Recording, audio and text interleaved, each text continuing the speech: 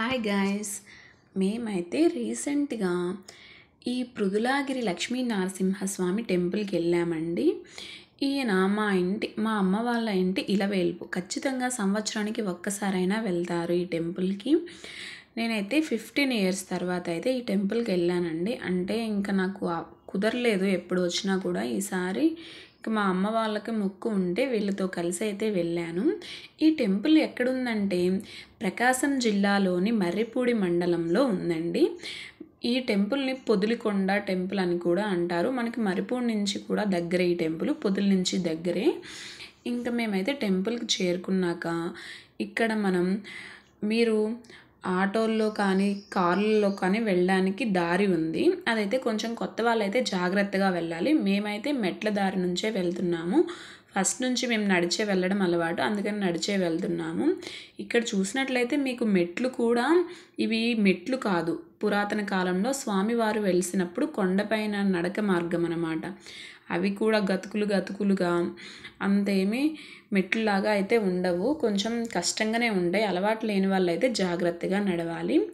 ఇంకా మేము ఇలా నడుచుకుంటూ వెళ్తున్నాము. ఇంకా ఈ కొండపైన ఇవేవో కాయలంట, జానకాయలంట, తింటారంట ఇవి. ఇంకా మాకు దొరికితే ఒక చెట్టు ఉంటే కోసుకొని అయితే తింటూ వెళ్తున్నాము. ఇంక ఇలా చూసినట్లయితే ప్రతి రాయి మీద కూడా స్వామివారి నామాల గుర్తులైతే ఉంటాయండి. మీరు కొంచెం పైకి ఎక్కాక చూస్తే మొత్తం ఎంత చిన్నగా కనిపిస్తాయో. వ్యూ అయితే చాలా బాగుంటుందండి. ఇంక ఇలా పైకి వెళ్ళాక ఇక్కడ డ్రాగన్ ఫ్రూట్స్ లాగా అయితే ఉన్నాయి. ఈ చెట్లు అయితే చాలా బాగున్నాయి.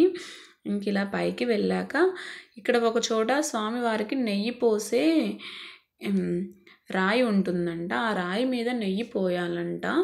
అది ఇంక ఇలాగా పైకి వెళ్ళాక కొంచెం ఇలా నడక మార్గం ఉంటుంది.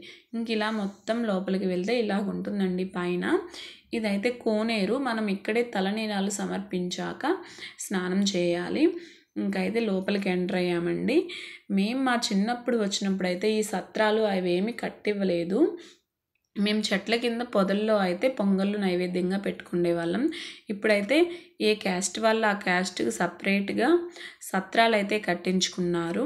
ఇంకా మా అమ్మ వాళ్ళు తెచ్చుకున్న పొంగళ్ళు అన్నీ రెడీ చేసి పైకి అయితే ఇలా తీసుకువెళ్ళాలి. మళ్ళీ పైన కొంచెం నడవాలి స్వామివారి దగ్గరికి మెట్లయితే.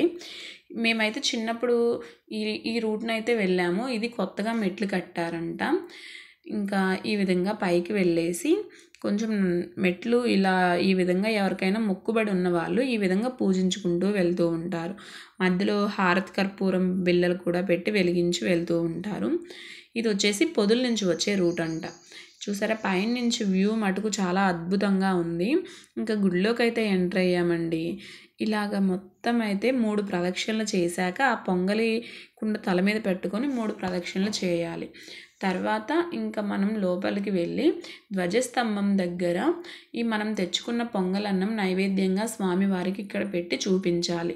తర్వాత మనం నూనె అవన్నీ తెచ్చుకుంటే అగరబత్తీలు ఇక్కడే దీపం కూడా వెలిగించుకోవచ్చు. ఇంకా ఇక్కడ ఆంజనేయ స్వామివారు ఉంటారండి. స్వామివారు స్వయంభూగా వెలిశారు ఇక్కడైతే. మేమైతే ఇక్కడ ఇంకా కొబ్బరికాయలు కొట్టుకునే ప్రదేశం కూడా ఇక్కడే ఉంది. ఇంక ఈ కొబ్బరికాయ కొట్టుకొని లోపలైతే దర్శనానికి వెళ్ళామండి. దర్శనం అయితే చాలా బాగా జరిగింది. ఇంకా బయటకు వచ్చాక మనందరికీ ఎంతో ఇష్టమైన ప్రసాదం లడ్డు, ఇంకా చేతికి కట్టుకుండే దారాలు అన్నీ కూడా ఉన్నాయి. ఇదిగోండి స్వామివారు విగ్రహాలు కూడా అమ్ముతున్నారు, పటాలు. ఈ విధంగా అయితే అన్నీ దర్శనం అంతా అయిపోయాక మేమైతే బయటకు వచ్చేసాము. ఇంకా పైన నుంచి అయితే ఈ విధంగా ఉంటుందండి వ్యూ, చాలా బాగుంటుంది. మీరు ఖచ్చితంగా ఒకసారి వెళ్ళవలసిన టెంపుల్. ఇక్కడ గోశాల కూడా ఉంది. మనకి ఎక్కడ చూసినా కూడా గోవులు ఎక్కువగా కనిపిస్తూ ఉంటాయి. ఇంకా మేము ఇలా నడుచుకుంటూ కిందికి వెళ్ళిపోయాము. ఇక్కడ ఇంకోటి ఏంటంటే ఇప్పుడు చాలా గుళ్ళల్లో చూస్తున్నాము ఈ రాళ్ళు పెట్టేసి మనం ఈ రాళ్ళు ఒక నమ్మకం ఏంటంటే ఒక 3 రాల్స్ పెడితే 3 ఫ్లోర్స్ బిల్డింగ్ వేసుకోవచ్చు అనేటువంటి నమ్మకం అయితే ఉంటుంది. ఇంకా వెళ్ళేటప్పుడు బాగానే వెళ్ళాం, కానీ వచ్చేటప్పుడు మటుకు దిగి నడిచేటప్పుడు అవి స్టెప్ బై స్టెప్ లేవు కదా. అదిగాక ఎండకి కాళ్ళు కాలిపోయాయి, అసలు మామూలుగా లేదు. ఎంత ఆనందంగా ఎక్కామో అంత సాడ్గా దిగామన్నమాట. ఇలాంటి మోర్ ఇన్ఫర్మేషన్ కోసం ప్లీజ్ లైక్